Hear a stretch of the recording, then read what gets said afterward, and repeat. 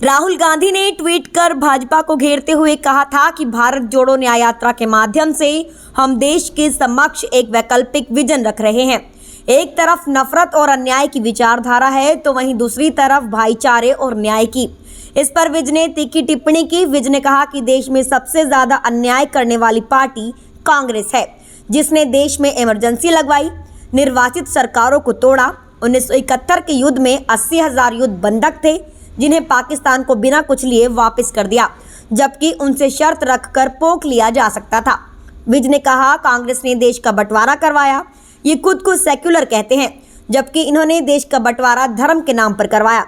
10 लाख लोग मारे गए, जबकि कांग्रेस के पास माइग्रेशन की कोई पॉलिसी नहीं थी। विज ने राहुल गांधी को चेताया कि तुम्हारे पूर्वजों में तुम्हारी नानी दादी ने जो देश के साथ विश्वासघात किया है, उसके लिए उन्हें प्रायश्चित यात्रा करनी चाहिए। राहुल गांधी पूरी तरह से अनभिज्ञ हैं देश की परिस्थिति से। देश में अन्याय सबसे ज्यादा कांग्रेस ने किया है। कांग्रेस ने इमरजेंसी लगाई, कांग्रेस ने निर्वाचित सरकारों को तोड़ा, कांग्रेस ने 1971 का युद्ध हुआ, 80-90 हजार POWs थे, बिना कुछ लिए पाकिस्तान को दे दिए। PO के ले लेते, कोई भी शर्त रखते वो मानी जाती है। कांग्रेस ने देश का बंटवारा कराया। आजादी की लड़ाई में कहीं भी बंटवारे की बात नहीं थी, और ये अपने आप को सेकुलर कहते हैं। इन्होंने तो देश का बंटवारा धर्म के आधार पर करवाया। कैसे सेकुलर है ये कांग्रेस पार्टी? इन्होंने हिंदू और मुसलमान के आधार पर देश का बंटवारा कराया, 10 लाख लोग मरवाए। तुमने देश का बंटवारा कराया तो माइग्रेशन की क्या पॉलिसी थी तुम्हारी? लोगों के लोग बर्बाद हो गए। सबसे ज्यादा अन्याय तो कांग्रेस पार्टी ने करा। और राहुल गांधी को मैंने पहले भी कहा है कि अगर करना है तो प्रायश्चित यात्रा करें, प्रायश्चित करें। इसके पूर्वजों ने, इसकी दादी ने, इसके नाने ने जो इस देश के साथ विश्वासघात किया है, उसके लिए प्रायश्चित करें वो। ईडी द्वारा हरियाणा के पूर्व मुख्यमंत्री भूपेंद्र सिंह हुड्डा से पूछताछ के मामले में विज का बयान सामने आया है। विज ने कहा, हुड्डा आज जेल से एक कदम और आगे चले गए हैं। विज ने कहा कि इन्होंने किसानों की जमीन अधिग्रहण के डर से प्रॉपर्टी डीलरों को खरीदवाई।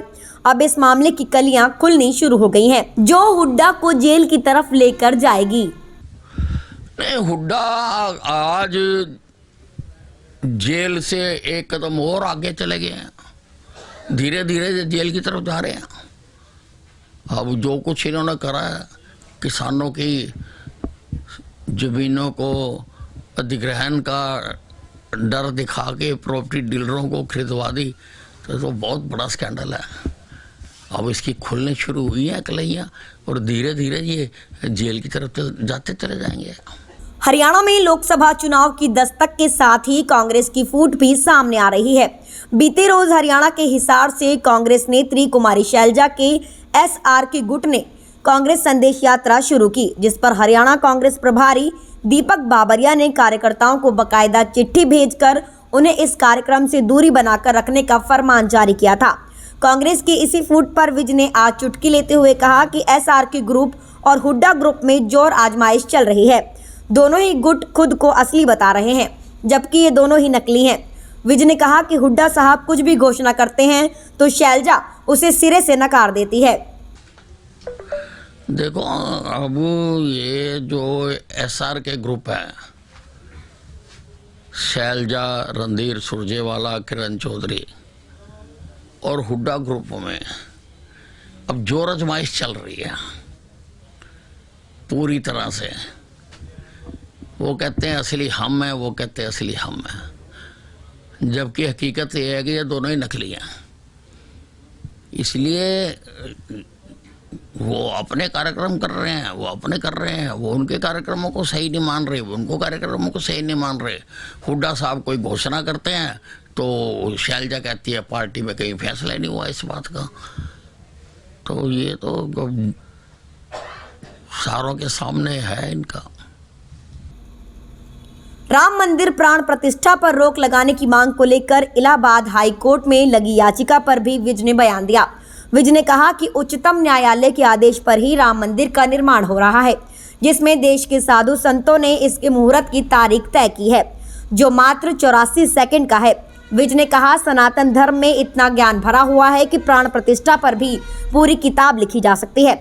विज ने कहा कि हिंदुस्तान में हजारों मंदिर हैं जहां प्राण प्रतिष्ठा हो चुकी है और वह निर्माण कार्य अभी भी चल रहा है। देखिए, अब कोर्ट ने ही आदेश दिया है कि राम मंदिर का निर्माण किया जाए और उच्चतम न्यायालय ने दिया है, और देश के साधु संतों ने और जो इसके ज्ञाता हैं इस ज्ञान के, उन्होंने मुहूर्त की तिथि निकाल ली है और मुहूर्त केवल 84 सेकंड का है।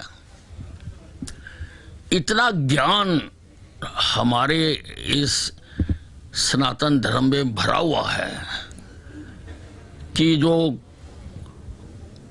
प्राण प्रतिष्ठा होगी उसका भी अगर पूरा बताया जाए कि क्या क्या किया जाएगा तो पूरी एक किताब लिखी जा सकती है।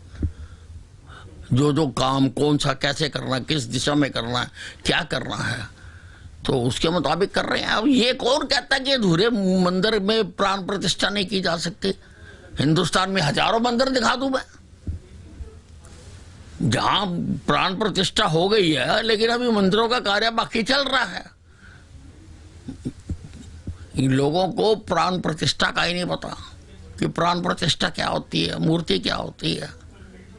लोगों को इसका ज्ञान नहीं है। मूर्ति रखकर जब उसमें प्राण प्रतिष्ठा कर दी तो वो एक जीवित चीज हो गई, तो उसको जाके शीश नवा सकते हैं, वहां जाके माथा टेक सकते हैं, कहीं रोक नहीं है।